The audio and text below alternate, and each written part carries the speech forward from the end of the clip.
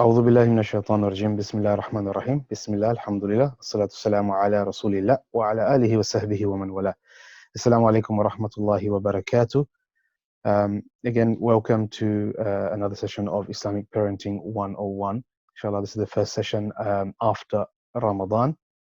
And I do wish that you all had a good and a fruitful Ramadan. And inshallah, again, a very belated Eid Mubarak to everyone. So inshallah, today's session, as we're going to be kicking off with, we're going to be, as advertised, talking about relationship and sex education, inshallah. And before we're going to go on to today's session, again, just a few ground rules. Those who are joining via Zoom, inshallah, you can participate within the session by asking, using the question and answer section. If you have any questions, you can ask there, or using the chat function. Inshallah, if when the opportunity has arisen for people to kind of ask questions or give any input, you can use the raise your hand function to be then unmuted to ask any questions if you wish to as well, inshallah.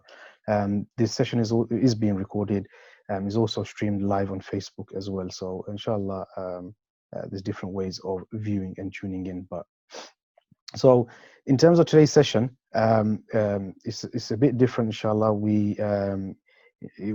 I've got today, inshallah, a guest with us today. So I'm sure most of you, especially those who are clued up regarding the relationship and sex education, will know who the guest is that we have on today, which is Brother Yusuf Patel from SREislamic. Assalamu alaikum, Brother Yusuf. Wa alaikum salam wa rahmatullahi wa barakatuh. Allah, I pray you're well. Alhamdulillah, alhamdulillah, good. Inshallah. So Jazakallah khair, Brother Yusuf, for joining us today. For those who do know and those who necessarily don't know, again, Brother Yusuf, mashallah, has been kind of active on this topic of the relationship and sex education for a number of years. I think it's over 10 years, if I'm correct, Brother Yusuf. And he's been, again, this is from many years going through raising awareness regarding what is actually being taught within these subjects, and also what are the rights of parents and what is it that parents can do and can't do. And this is very important work that he's been doing. And, you know, for the long time he's been doing it, he is effectively the scholar of this field in this subject. So alhamdulillah, we're really blessed to have him on here today. And so it's really important that, you know, we do try and make the most of today's session, inshallah. And there are a lot of questions regarding the kind of relationship and sex education. And inshallah, the idea of today will be a very much interactive session with Brother Yusuf, and we'll be trying to get as much information as we can to kind of upskill ourselves and see what is it that we can do regarding this issue. So inshallah, I'll kick off and we'll start, Brother Yusuf, which is kind of the first question. For those who may, strange enough, may not actually know what is RSE. So maybe if you can give us in a very nutshell, kind of what is RSE and what is it basically? Okay, firstly, I think it's very important to distinguish between relationship education and relationship and sex education. So all of these subjects were known as SRE, sex and relationship education, until very recently. And so in September 2020, the change will take place where there'll be new subjects that we taught in schools. So in primary schools, it's called relationship education, and in secondary schools, relationship and sex education. So really, these are subjects which, at its heart, talk about relationships in different ways. Obviously, in the primary school, the sex education element isn't really so overt, and so if a school teaches that, you can withdraw. But in secondary school, obviously, the relationship education, sex education is all statutory. So the main thinking behind this is really getting children to think about these subjects, about different families, about the concept of sexual relationships, internet safety. There's a whole host of different subjects that are taught within that subject. But at its heart, it's really a subject which I think it worries lots of parents, because the basis for these subjects and the types of things that are taught in these subjects are really not really in line with the values that we as Muslim parents believe in. Okay, inshallah. So This topic's been around for a while, isn't it? And I think it's had many variations in its name. PHSE, kind of SRE, RSE. So, what is the difference? Over the years, what is the difference? What is the concern now compared to maybe the last few years? I think the main thing is that it's the difference between what has been taught, and it's been taught for many years. I remember when I was at school, at secondary school, which was now about 25 years ago, they were teaching this subject. It was called sex education, sex and relationship education back then. But the main change that's happened to this subject is that it's going to be made statutory from September 2020. It's the first time that that's going to happen. And then that brings with it a whole host of concerns amongst parents. Some of those concerns are around the fact that in primary school, although they can teach sex education and relationship education, you can withdraw from sex education. The relationship education aspects can't be withdrawn from. And there's been this whole issue of concern about what is the role of LGBT teaching in all of this. Yeah. Um, it is, and so there's been a back and forth interpretation of what is required, what's not required at a primary level. Um, and so there's been a huge tussle between different interested parties in this whole issue. The LGBT lobby is very strong, it lobbies a lot, and it chimes very much with how society has evolved in terms of its values. So parents are concerned that will my children not just be taught that there are different people who live in a society, but will my children be taught actively to accept that that values which are not in line with my values as a parent, will my children be taught these as normal values, as acceptable values, as it's fine. These are just variations in different types of relationships.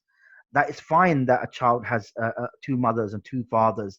It's fine whether it doesn't matter whether you decide to be attracted to males or females. If you're a male or female, that doesn't matter. What really just matters is that you're happy and you do what you want to do. So all of these, there's all these values that surround the subjects, but at its heart, the main change is that it's going to be made statutory from September 2020. And that's the real change that's happened. That's the biggest change that's happened in the subject for 30 years, really. So it's now kind of become statutory, obviously, whereas before it wasn't statutory, and that seems to be the kind of one of the key factors of difference. But if I kind of play a devil's advocate, as you say, a lot of the kind of schools and even local authorities say that it's become statutory. But if we look at the number of parents who had, for example, withdrawn their children previously compared to now, it's not. It was again a very tiny minority. So that means, and a lot of them schools are actually saying that, we're just going to continue teaching what we've been teaching all these years. So again, how can we get our heads around that? What? Yeah. So firstly, there's the last time they actually looked into the subject of how many parents withdraw from the subject. The last time, if I'm not wrong, it was about 2004. Yeah, it's a long time ago, 16 years ago. Yeah, so to make that assertion, you'd have to have up-to-date figures to show what is the level of parental withdrawal. Now, schools, they don't really have to keep records around this because they don't have to report to anybody about this. So there's no reliable way of knowing whether it's a high withdrawal rate or low withdrawal rate. Rather, it's just at the moment it's assumed that parents did not withdraw from this subject, and that's the issue. The problem is that parents, first of all, there's a question of that schools haven't been very transparent with the way they've been teaching the subject anyway. Lots of schools that I know of, and parents, when they call me for years and years and years, parents call me regularly and say, look, I've got this letter today and they're going to start teaching it tomorrow. Or some don't even get a letter. Some find out later on. And so because schools have not been held up to a level of transparency, and clear processes whereby they have to even inform parents that these subjects are going to be taught. Some parents don't even know about them until they happen, or don't know about them at all. So the issue is that I know for a fact, and that there are huge amounts of concerns amongst parents about the way these subjects are being taught. Whether you can find evidence of that in terms of in facts and figures that are collated by whether it be the government or Ofsted, those figures are not there because the government has never done an exercise to find out what the up-to-date figure is for withdrawal. Okay, so kind of taking a step back, RSE now from September, it's going to be kind of now statutory, mandatory to be taught. So the question comes in with COVID-19 happening, and what is the situation? Is it still going to be going ahead or not? Yeah, I think just one thing. I think one thing we need to be careful of is, even before answering that question, I think we need to get the terminology right here. Now, sometimes we say shorthand, and schools say shorthand RSE, but actually in primary school, RSE is not being made statutory. And I think it seems as though it's quite a simple, small point, a minor point, but actually it's a major point because we need to ensure that if the school says RSE is being made statutory, that gives the impression to parents that the whole subject is being made statutory. No, relationship education has been made statutory in primary schools, and sex education has not been made statutory. And unfortunately, lots of primary schools are calling it RSHE, relationship, sex, and health education, which is not accurate. So we've got to actually make clear to them, to schools, to name it correctly, because that's what the statute, that's what legislation names it in a primary school. And as for the main part of your question, which is really important, is about the interruption in the implementation of as a result of COVID-19. So what was happening in schools across the country, because I've been in touch with parents in different parts of the country, was a lot of parents were engaged in a consultation process. That consultation process means that legally schools have to engage parents in a process of informing them and showing them what they plan to teach, how they plan to organize the subject, and to listen to what parents' views are about them and make the appropriate changes. So schools and parents were engaged in that process before the March lockdown. And so the consultation processes were all interrupted by COVID-19. And so lots of us have been speaking to different people. I've been speaking to my MP, who's been asking lots of questions to the Department of Education. I know lots of other groups and individuals from different faiths have also been asking lots of questions. So last week, the government wrote a communication to schools to say that if you are in a position to teach our relationship education or relationship and sex education from September 2020, that's fine, you can carry on.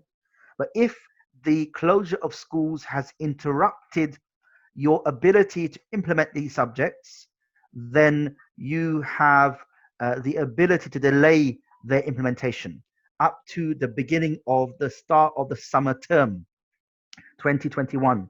That's around April, after people come back from the Easter holidays in April. That's the start of the summer term. So by that time, schools should be in a situation that they should start to implement that. Now, what that does is that leaves a bit more time for parents to be engaged with their school, and so that schools can't just say, look, we just haven't got the ability and time to do consultation processes as we'd like to, so we're just going to implement it. But really, what we've got to do, we've got to hold schools up to a higher standard, whereby they've got the time and the space to do this properly. Okay. So, excuse me, I hope you don't mind. There's so many different kind of points to kind of come in, and I know there's many overlaps, so some of it may be repetition. But that's fine.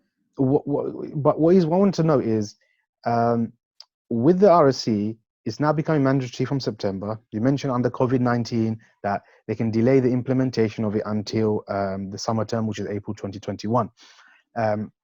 So the key kind of issue here is, with RSEs now starting, what is the contentious issues regarding RSE? Are we saying that, as people of as Muslims or other people of faith, um, or, are they against all of RSE, or what is the problem? What is the crux of the issue regarding RSE?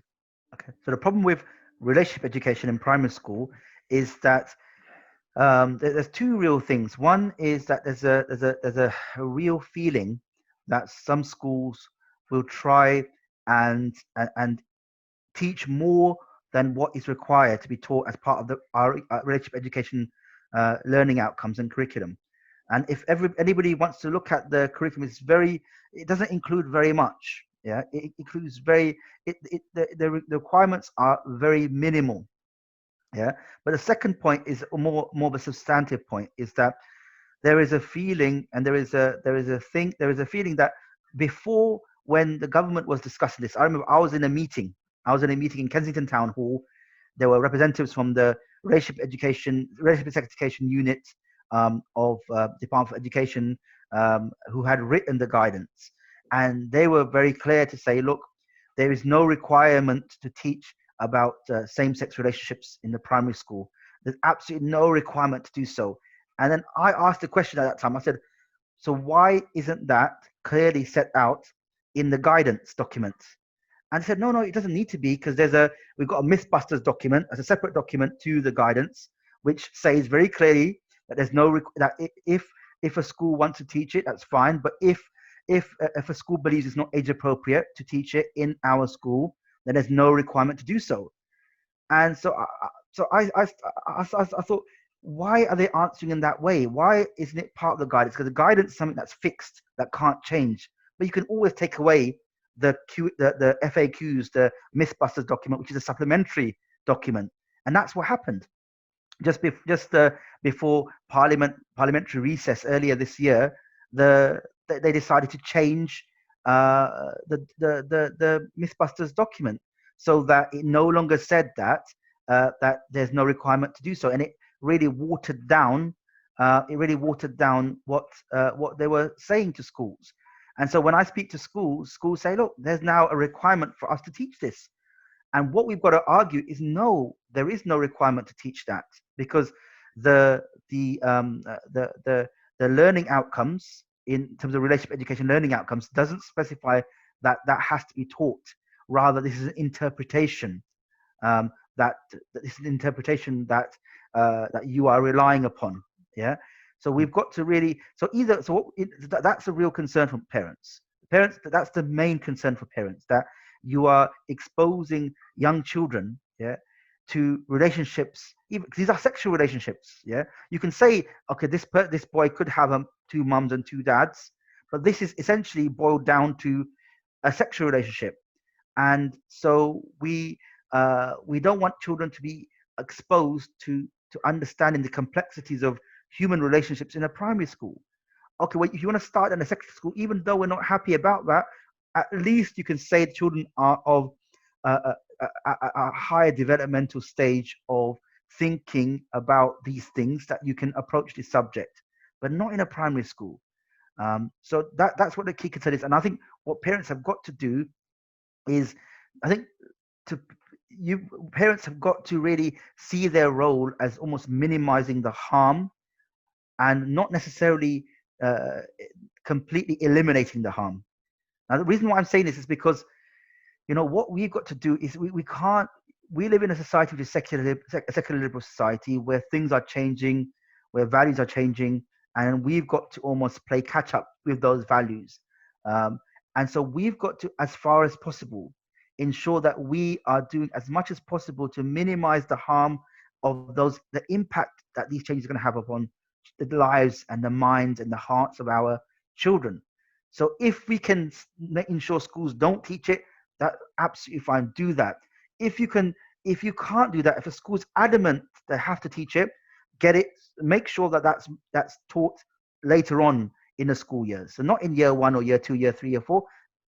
Teach that in year 6 if you want to, or year 5 if you want to. Delay until further in the schools, in a child's life at the primary school. Okay. So that's what your role is. Think about it as I am trying to minimize the harm as much as possible, so that the impact of what's going to be taught is minimized, because the difference between children being exposed to this at year 1 and year 5 may not seem that great, but actually it is. Yeah, it is. And anything we can do is part of our responsibility as Muslims in raising our children to be engaged in any actions with the school to delay and minimize that harm. Okay.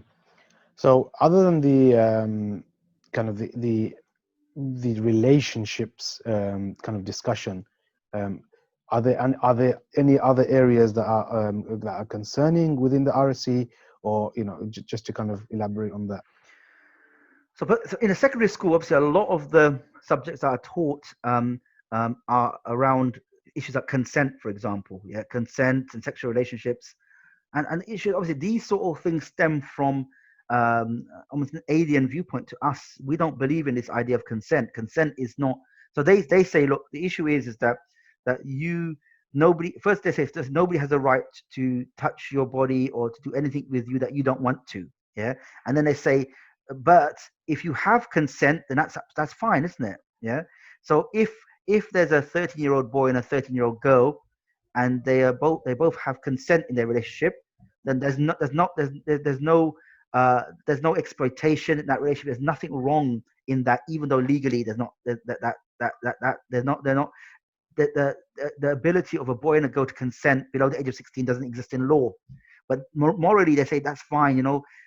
Sexual relationships can happen below the age of 16 as long as there's consent. We don't believe that. We believe that sexual relationships cannot happen between a boy and a girl, man and a woman, until nikah has been performed, until the marriage has been performed between the two. And so we're going to find there's going to be a clash of values in the sense of what schools are teaching our children and what we want our children to be taught. And the issue is that what we've got to do in that situation is, obviously, first of all, in a secondary school, you can request to withdraw your children from the sex education aspect of RSE in a secondary school. You can make that request, and 99% of the time, the school has to give you permission, has to accept your request to withdraw your children. But the issue also is that if your children are generally going to be hearing things, yeah, in the playground from other children, and we've also got to ensure that our children are getting our viewpoints about these issues preferably before they hear it from the school. And obviously we can talk a bit about how we can do that later. But the issue is that there are lots of problematic issues within the relationship and sex education learning outcomes in a secondary school, and that's bound to happen, because obviously the society around us have different criteria for the way they view actions, good and bad, than we do.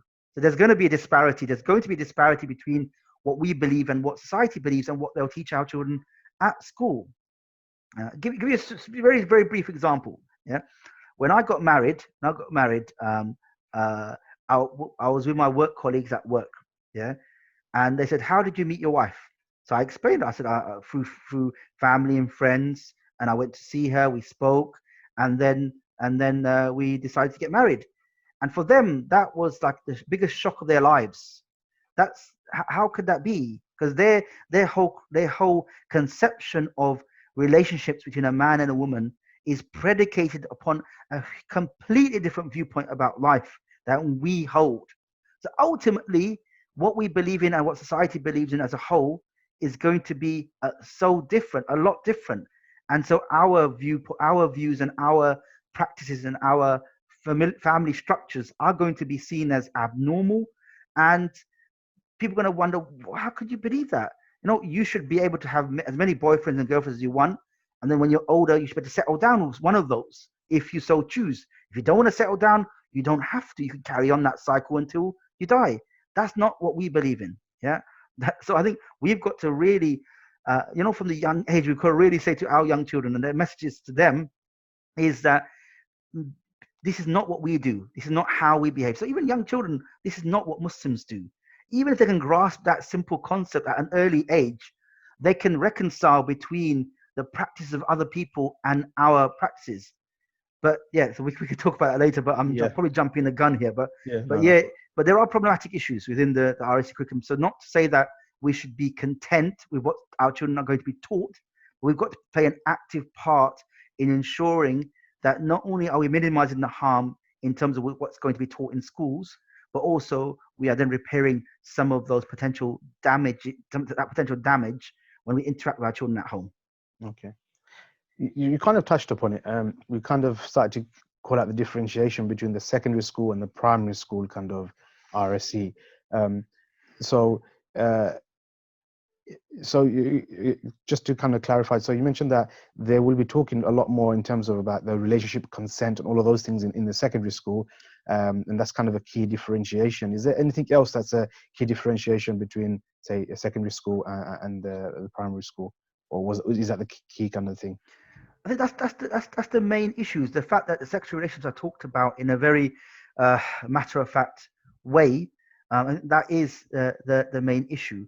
That differentiates the two things between primary and secondary education. Because obviously the primary RE curriculum does not include very many things, and if implemented in its literal form, presents very little problems for us as Muslims if the school doesn't want to go beyond what the basic requirements are. But if a school does want to go beyond that, then obviously there's some problematic issues there. But I think the whole issue about relationships in a secondary school is about stable relationships. It talks about committed, stable relationships. It doesn't talk about marriage. Marriage is not seen as being an important value. It's considered to be one stable relationship amongst many others. Yeah. So you can have civil partnerships. You can have people. This idea of a man and woman outside of marriage that was once 20, 30 years ago was considered living in sin. That would be considered to be a stable relationship, a long-term relationship. And so I think that sort of thing is one of the main issues around those things. And the concept of families differ as well as from what we understand families to be. And obviously there are lots of good things about the curriculum. There's lots of talk about being safe online and about understanding the risks to that. And they would say, for example, that the relationships that are presented on the internet in terms of sexual relationships are a distorted view of how people, a distorted view of actually sexual life of people and that sort of thing. And so I think those sort of things can be understood to be useful for children to understand. But obviously, all of this is still within the bounds of what is morally acceptable in terms of from a secular liberal framework. So I remember a few years ago in schools, an organization called Brook had this Sex Education Forum had advised teachers that when they talk about pornography to children, that they shouldn't say to children that pornography is either good or bad, but rather they should say there are good and bad things about pornography. Yeah. And so that's problematic because actually we believe that pornography is absolutely bad. There's nothing good about it. Yeah. But because of the different criteria we have, as opposed to other people may have, they would argue that no, there are good things in pornography. And then there was this materials called Planet Porn, which had a game which tried to then differentiate between good and bad images of sexual relationships in pornography. So even the things that we think are being taught in a way which keeps our children safe can also include aspects that we would disagree with in terms of our moral positioning about those issues. Okay. Great. In terms of what's clear is in primary, the sex education element is not mandatory, whereas the relationship and the health education part is. And in secondary, they're expected to teach RSE, but from the sex education element, parents still have the right to withdraw. Yep.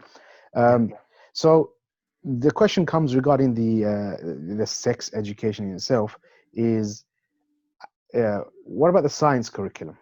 What are schools doing? You mentioned before, maybe sometimes it's the way the schools are they being transparent. So maybe you can elaborate a bit more regarding, what do they have to learn in science, and maybe are elements of the sex education being now put into the science as a way to cover So it? I was speaking to some parents in a meeting just a few days ago, online meeting, of course. They were in St. Albans, and the issue was that they were talking about the issue of, one of the teachers was saying that there is that the school is going to be teaching as part of sex education in primary school about conception, in year 5.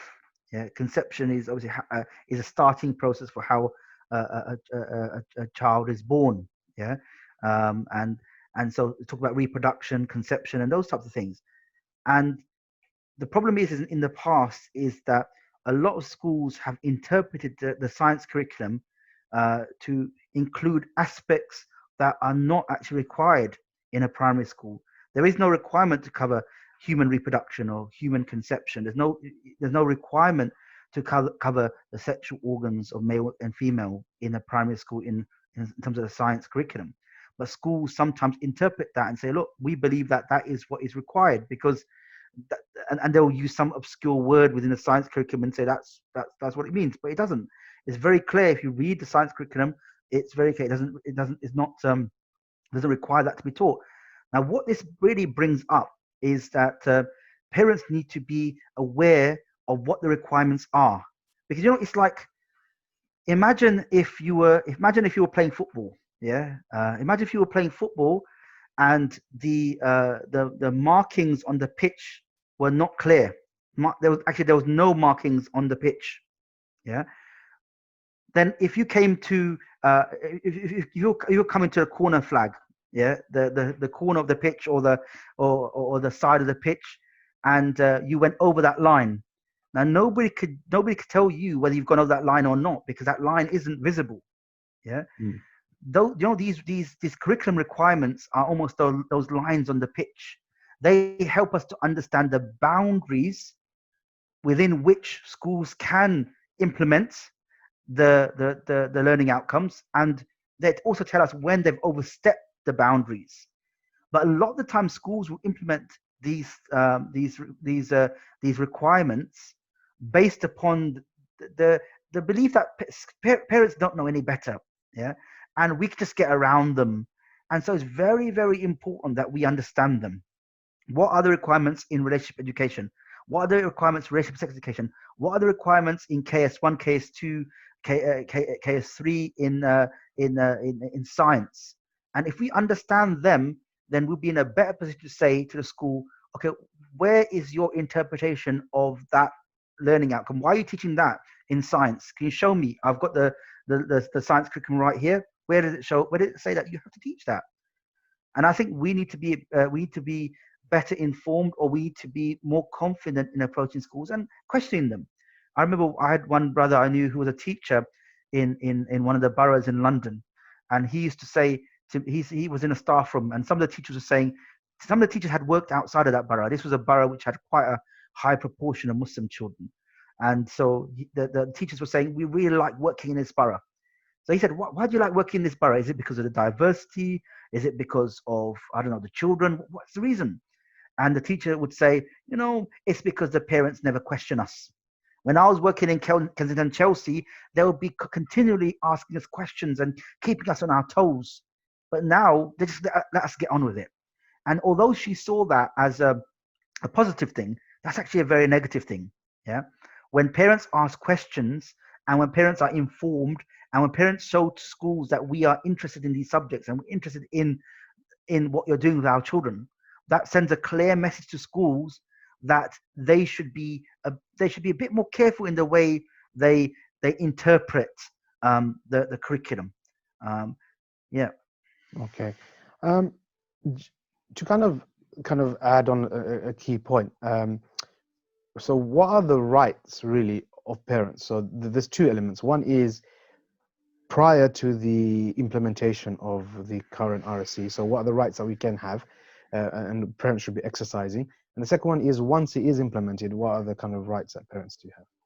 Okay, so at the moment, you can withdraw from all aspects of sex education delivered in any subject except that which is delivered within the science curriculum. And that science curriculum really is secondary school. We're talking about secondary school, not primary school, because there are no sex education requirements in a primary school overtly, unless a school teaches that. So you can withdraw from all aspects of sex education that is delivered in a primary school or a secondary school that's delivered outside of science. That's the current situation. Yeah, you don't have to give a reason. You don't have to explain yourself in any way. All you've got to do is follow the process that school has set out in order to withdraw. And the best way to find that out is either looking at the policy, the SRE policy that the school has, or asking the head teacher, how do I withdraw my child? Usually what a school will do is say, come in and speak to us. And then after that, you can decide. But they'll try and convince you to keep your children in those classes and say, no, there's nothing wrong with what we're teaching your children. But obviously, if you want to withdraw, you still can. Now, what's going to happen from September 2020 is that in a primary school, sex education, as you mentioned before, is not going to be made statutory, but relationship education will be made statutory. So you can withdraw from sex education without giving any reason. You can the same situation you have now is what's going to happen. Is going to be the position in September 2020. The only difference is a new subject called relationships education is going to be statutory in all primary schools, and you cannot withdraw from this subject. Now, what is required in a primary school is that before this subject is delivered, before the policy is written, parents are consulted and engaged so that their views about what the school plans to do is taken into account. So parents can readily give their views and the school makes appropriate changes in accordance with what the views of the parents are. So that consultation is a legal requirement and a right of parents. So it's not something that a school it can do or should do. It must do that. There's no way a school can say we don't have to consult with parents. So that's in a primary school. Now, what you and the consultation is what can you consult over in a primary school in terms of the relationship education guide, the curriculum. You should be consulted over the materials that school is going to be teaching. What a school teaches in terms of materials and resources and teaching has to also take into account the religious background of the pupils at that school. That's also very important. The school can't just decide what they teach. If majority of pupils are Muslim, for example, or Christian or Jewish, they have to take that into account when they teach these subjects. But also, alongside that, there is no requirement to teach the curriculum, the learning outcomes in the RE curriculum, the relationship education curriculum. There's nothing which says you have to teach those in the particular year groups, year 1 to year 6. Rather, a school, in consultation with parents, can decide when to teach the different aspects of the learning outcomes. That's in a primary school. In a secondary school, there's similar things like you have to be consulted. You have to the school can consult you about the materials and when to teach these subjects as well. These the curriculum requirements. And also in a secondary school for sex education, you can make a request to withdraw your child from sex education, the sex education element of RSE. So that means that it's not that you have an automatic right, but you make your request to the head teacher, and the head teacher has the final decision. Now, the government said in the majority of cases, the head teacher should say yes. In a small number of cases, the head teacher will say no, and the school is able to define those exceptional circumstances. Now, that right to withdraw from the sex education aspect of RSE only exists up to the point at which your child turns 15. So 3 terms before your child turns 16, that's when the right of you to withdraw your child from the sex education element of RSE lapses. It no longer exists. And now the school has the right to ask your child whether they want to remain withdrawn or whether they want to be opted in to sex education class. And if your child says, I want to be opted in, then they, within one of those 3 terms, they'll be given a sex education class in one of those 3 terms. So that's that. I think that those are in a nutshell the rights of parents in both a primary school and a secondary school. Okay, Jazakallah khair. Just before we go into some of the questions now, I think there's quite a few questions coming from the parents in the Q&A and also in the chat, and also I'm getting some privately as well. Just for again those who are viewing, I'm currently doing some work with the Tower Hamlets Parents Association, who are kind of doing again very much campaigning on this issue regarding RSE. And alhamdulillah, they've got a lot of school groups that are out there that are set up in order to support the schools. And they have also produced some policy paper documents for the local authority and also for the schools to kind of give some understanding of what is the Muslim issues regarding RSE, and also providing solutions, something that becomes a best fit for fulfilling the statutory requirements, as well at the same time ensuring that they meet our values and our requirements. So there's been alhamdulillah a lot of work that's there, and from that work as well, off the back of that, alhamdulillah, I've actually, before that part, is one of the things that we've found, that especially from Tower Hamlets as a council, there's some of the contentious issues that have arisen. One is obviously in regards to the teaching of the relationships, especially basically the council have basically informed the schools that from Key Stage 1, which means from basically reception year 1, for them to start teaching about different families, and that means you'll be talking about LGBT families from that age. The other thing that they're referring to is under the issue of regarding safeguarding, to teach children from, again, Key Stage 1, so year 1, the name of the sexual body parts. And so basically going through that process. Those basic, and the other one is that they will be looking at teaching or requesting the teaching of puberty to start from the year 4, because there are cases of here and there girls who are basically reaching puberty. This is basically the points that I put forward. And I know in a lot of the discussions in regards to these issues that we've had, solutions have been provided, but the local authority have still kind of gone ahead and given this guidance. And a lot of the schools tend to just follow what the guidance that the local authority have given. And so that seems to also be a pattern, I think, across a lot of other local authorities. And so this is just something that is important for, again, parents to be aware of, that local authority have given some sort of guidance already. And then they're still saying, oh, it's up to you to decide, and it's up to the governing bodies of the school to decide. So just to get that clarity, that although local authority may give a recommendation of what they feel is their interpretation of the DFE guidance, really, it's still up to each individual school and governing body. So that means that what can so this leads on to a question: what can parents do with their schools? And it effectively boils down to that, parents of each school, isn't it? And what proactive steps can they take? I think at the moment, what is really important is to ask the school, ask the head teacher where they are at with the consultation process with parents. Yeah, I think it's really, really important.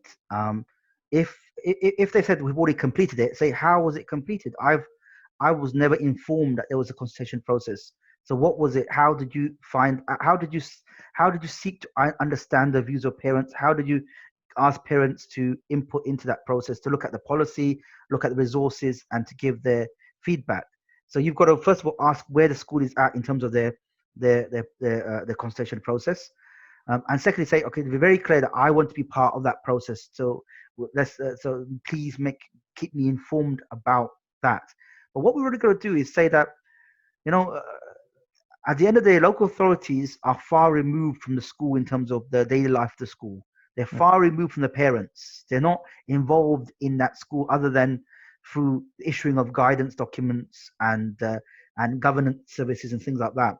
But parents are there day in, day out. What we've got to do is really say to the school that, look, we want this to be dealt with properly. We want the school to fulfill its legal requirements to consult with parents.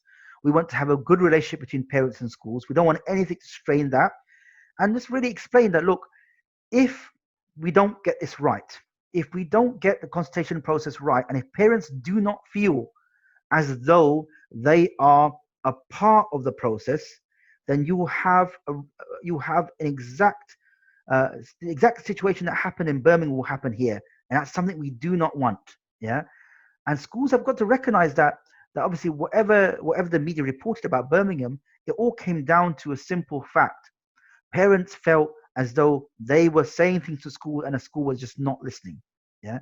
And so we got to make sure that schools which want a good relationship with parents, want a cordial relationship with parents, that we say to schools that, look, let's not do anything which harms that relationship, because once that relationship is harmed, it's very difficult for us to patch up that harm and create a cordial relationship again.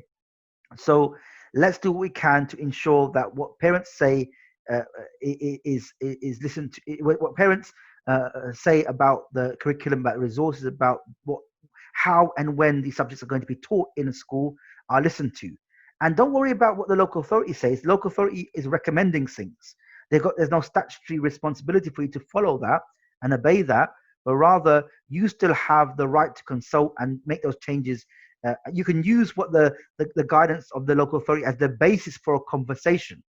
But that conversation needs to be had between parents and the school, and parents are the primary stakeholders for our children. So let's ensure that we do this right. And obviously, there's a role of there's I know in Tower Hamlets there's been a lot of input from the local masajid, from other bodies, and all of that needs to keep up the pressure on the schools to ensure that they're not just implementing what the local authority are asking them to implement, because what the local authority are asking parents to implement, schools to implement, are not statutory requirements. If there was a huge safeguarding need to talk about the parts of the body at year one, the government would have legislated that. They didn't. Yeah. So why is there an urgent need that you've assessed that there's a safeguarding need to discuss this in year one, when other boroughs aren't doing that, when the government hasn't set that out in its guidance and in its learning outcomes? So really, a lot of this needs to be challenged with the schools in order that parents are able to input into the shape and form of how these subjects are going to be taught. Yeah. So just before now, I take on some of the questions from the parents, inshallah. There is something that I've been working on. I've been working with my local school, which is a mainstream public school, and I've actually been tasked, and I have been actually creating the entire RSE syllabus, resources, basically the full package. It's very much almost complete. There's a few more bits to kind of tie up, and then you'll go through that process, and inshallah, it will be a syllabus that is again compliant with basically our beliefs, and at the same time statutory guidance as well. And so inshallah, with that, and the head teacher being very positive and looking at engaging with the community, we look at that at the same time, then try and push that out and get that into other schools and say, look, here is an actually alternative basic curriculum that is actually being implemented in a school, and this is actually going again meets the needs of parents, and it meets the needs of the statutory requirement as well. And so as well, part of that as well, some of the work that I've been done, there is actually one book that I've had published so far, which is again tackling the issue around safeguarding. And again, it's this book. You can purchase it for parents. Again, parents can do this, and this is something we'll come on to in later sessions. It's called I've Arrived, My Body Is Mine.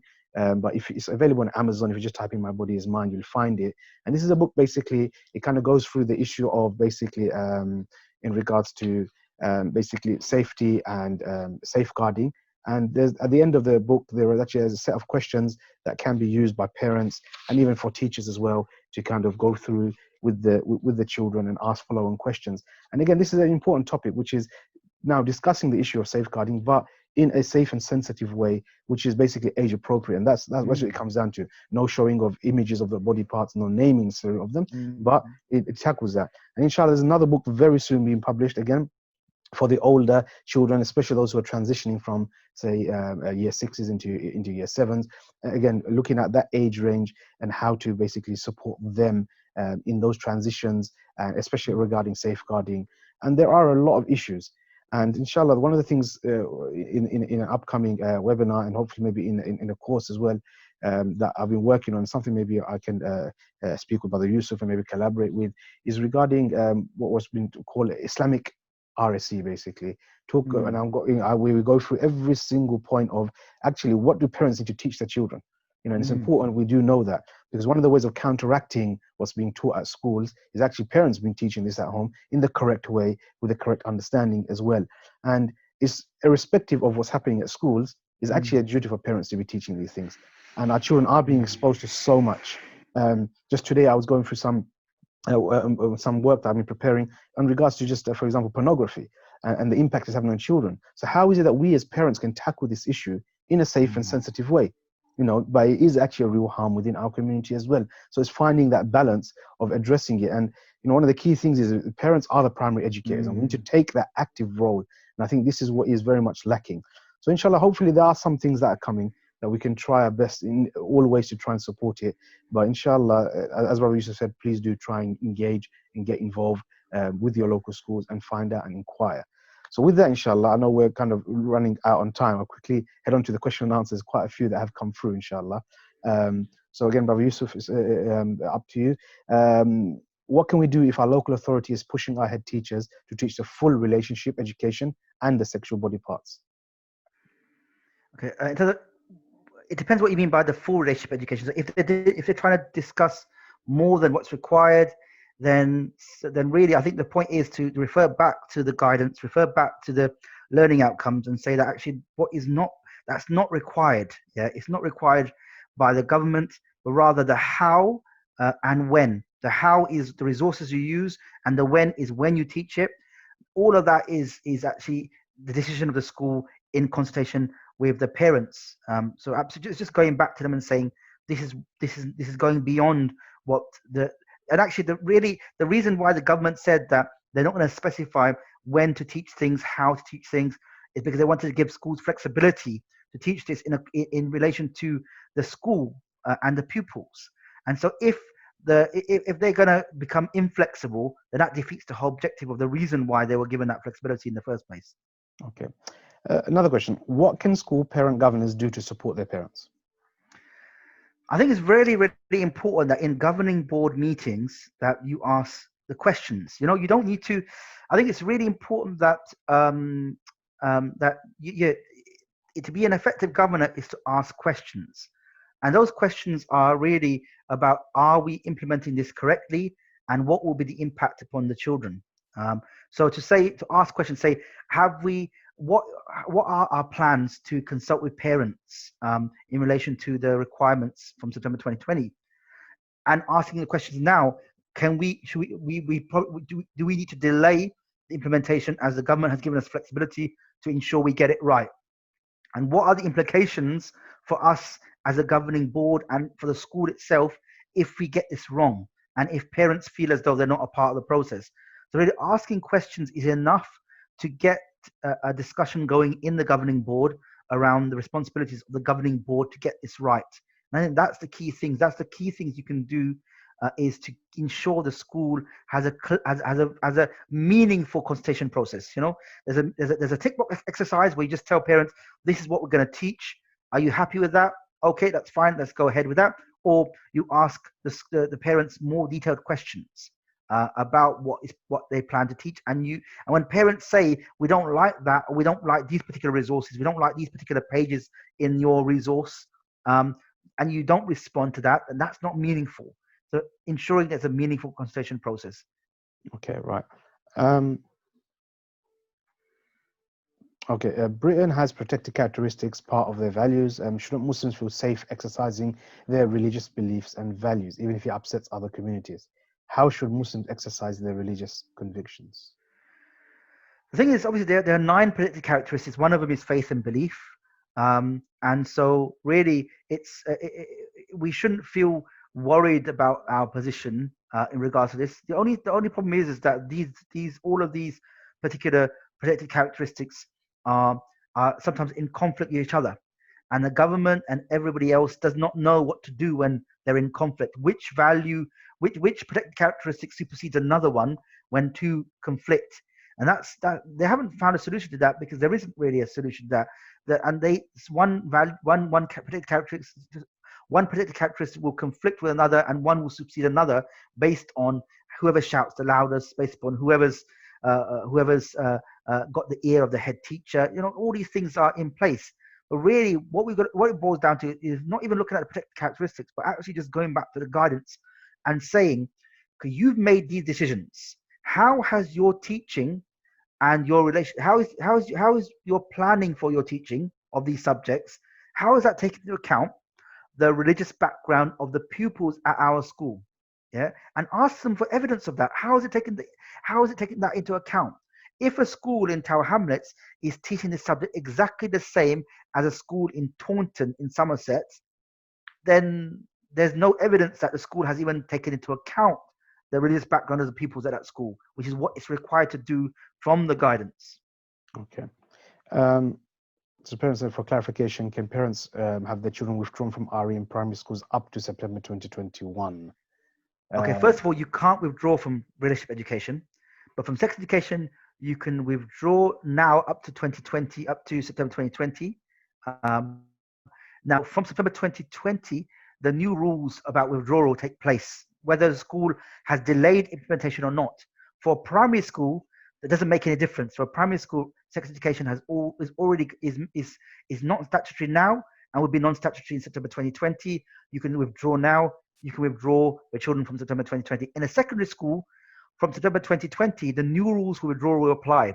So that means from September 2020, in a secondary school, even if a school delays the implementation until April 2021, from September 2020, you theoretically still have to make a request for withdrawal to withdraw your children from any aspect of sex education that the school decides to deliver. And it may be some schools will say, we're not able to deliver the full subject, we can partially deliver aspects of it. So if that's the case, then you will still need to make a request to withdraw your children from the sex education aspect. And the school will have to consider that and make a decision about your request based upon its criteria. Okay. So a couple more. Can we contest what the school will have to teach? Is there any point in that, or as parents, our role should be mainly to be aware of what's being taught and to then teach our values and religious beliefs to our children side by side? I think both, because in terms of when you're in the consultation process, you are trying to aim high in terms of what you want to achieve, isn't it? Yeah. Mm. If, for example, you try and aim low, you're not gonna achieve very much. Yeah.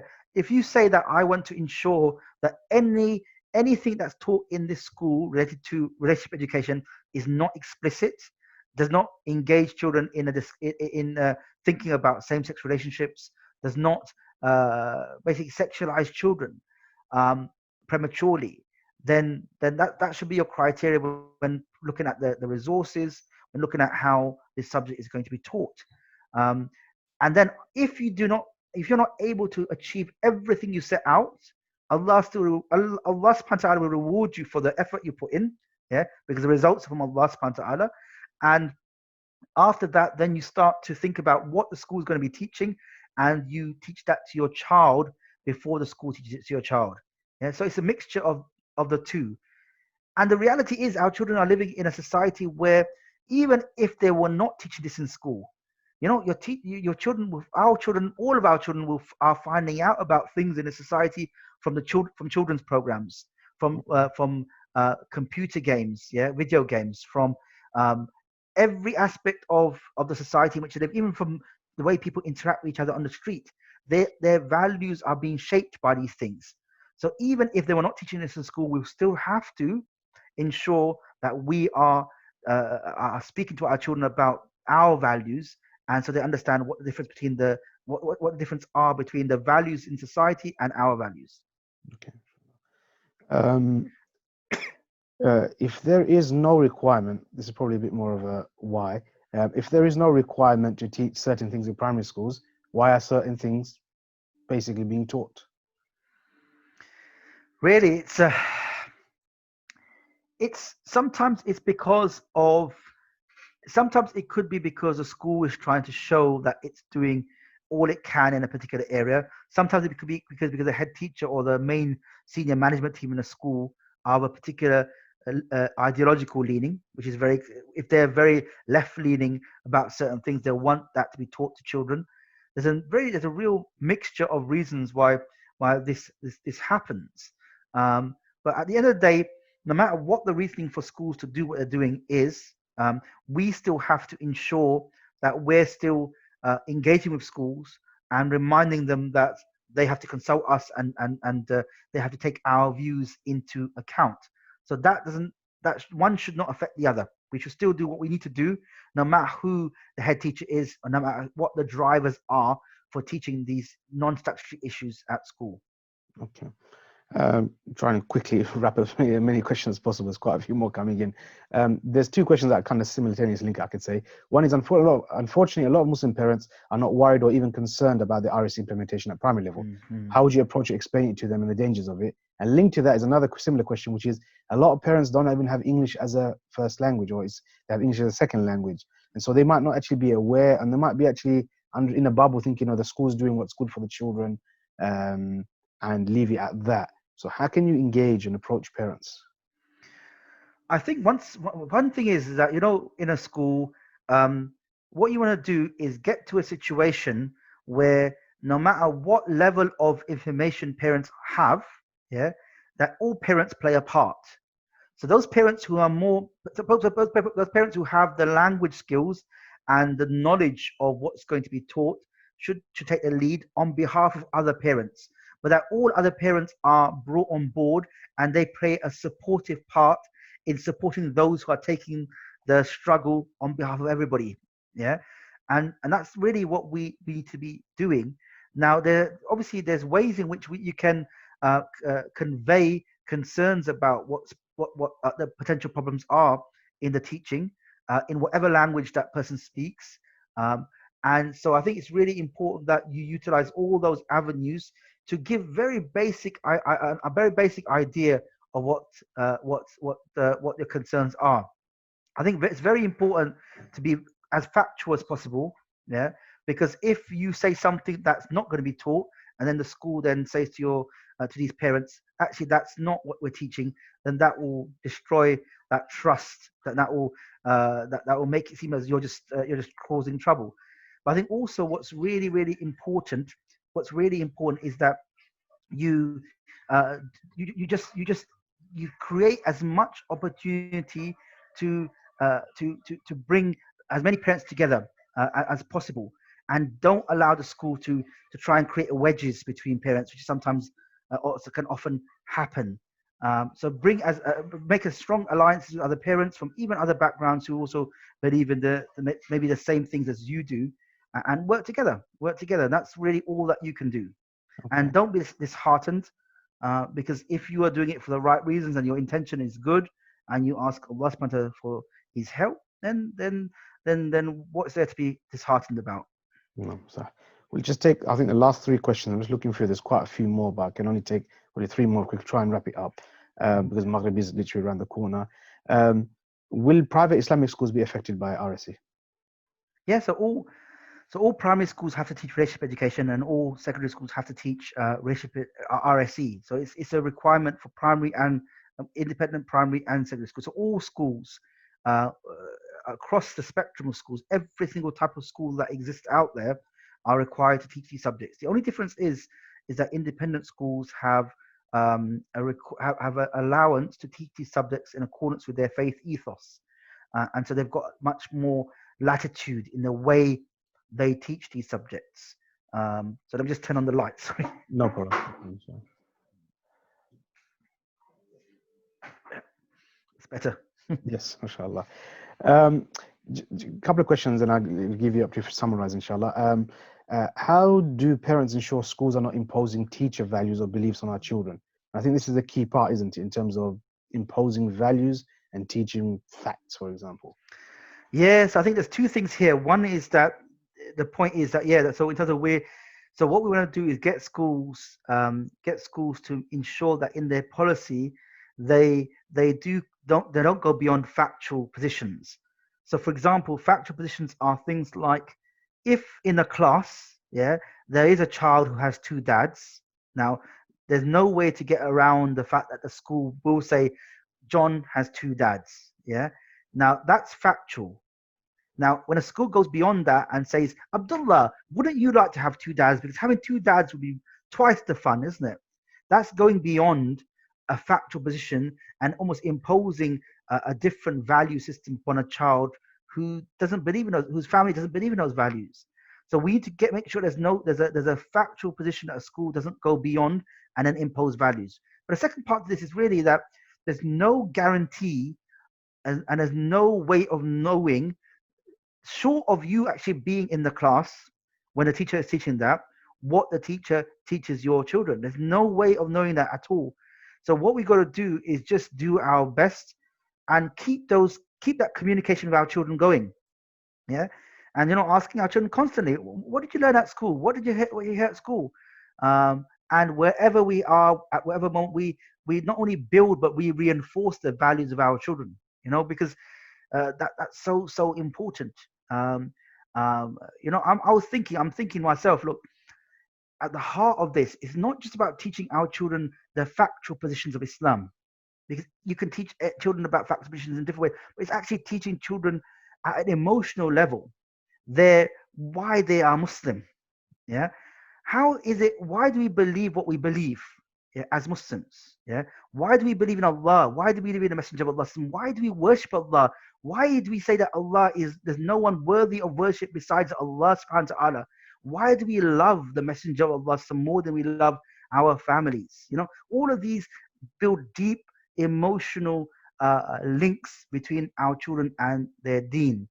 And those fundamental building block ideas, the most fundamental building block idea I believe our children need to understand living in a secular liberal society, apart from all of these other things that I've spoken about, is Allah subhanahu wa ta'ala is the only one who can accurately define and truthfully